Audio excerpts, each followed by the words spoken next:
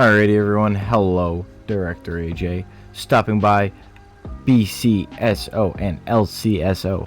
We're going to be stopping by and talking to Sheriff Barlow.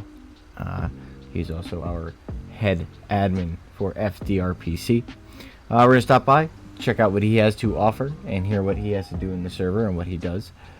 So with no further delay, let's get on talking to Sheriff Barlow. You have the floor, sir. Go ahead. How you doing, sir? I'm Sheriff Barlow. I'm one of the head admins here in the server.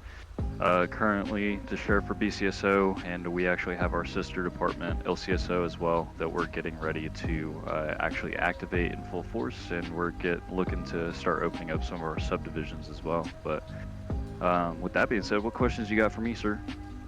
Alright, well, if you want to talk a little bit about your department, what your department does, what you had to offer for new players, and even some experienced players that are coming into our server. We'll start off there. Yeah, of course. I mean, Blaine County Sheriff's Office is, the same as majority of the sheriff's offices that you'd see out in other states. We have full control over the county and all of its county limits. We're able to go into, the wildlife jurisdiction, and we're able to go a little bit outside of the city limits.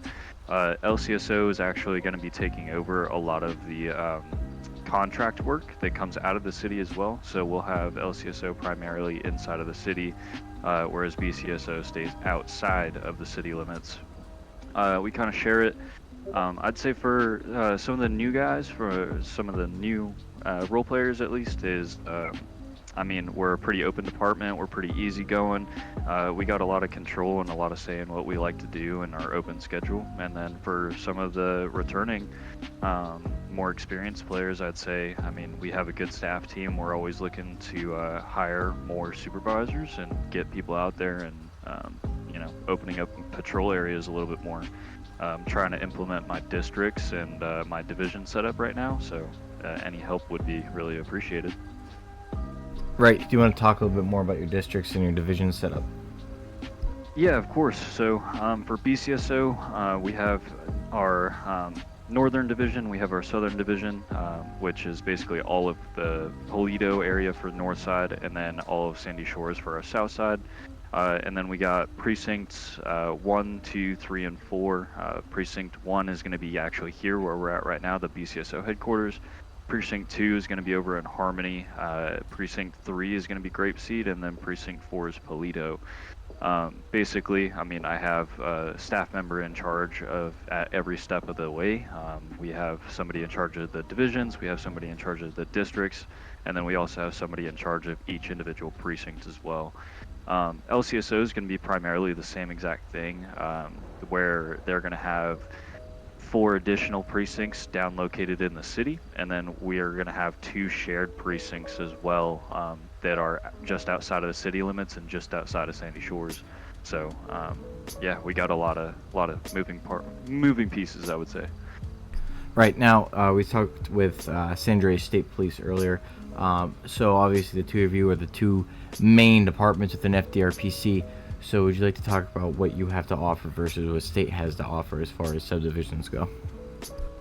Yeah, so for the most part, we're going to be pretty much set up very similarly. I'd say we have warrant services and gang and narcotics unit. I know state has CID, and they kind of dabble into both sections, but we actually like to prioritize warrant services, specifically to serve warrants to those individuals that need them throughout the entire city limits. And then we also have gang and narcotics, which is going to be primarily focused a little bit more closely to the CID side of things, where they're actually doing the investigations, they're doing the investigation work, and they're trying to make drug busts and get drugs outside of the city, as well as like prostitution rings, gambling rings, things like that. We got K9 opening up, and we'll have an active K9 patrol, as well as we have our own fleet for heat units, at least they will be coming.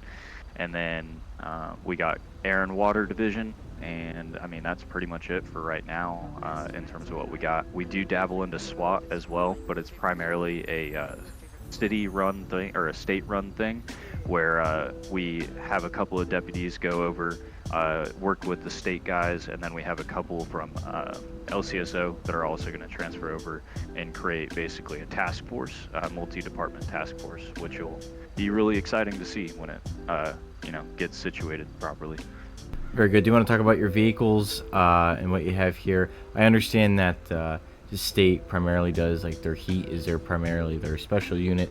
I believe you guys have the mobile command and stuff like that and special other vehicles, if you want to talk about them, I guess. Yeah, so I mean, we got 7 vehicles in our fleet for the most part. We got 2 different Explorers.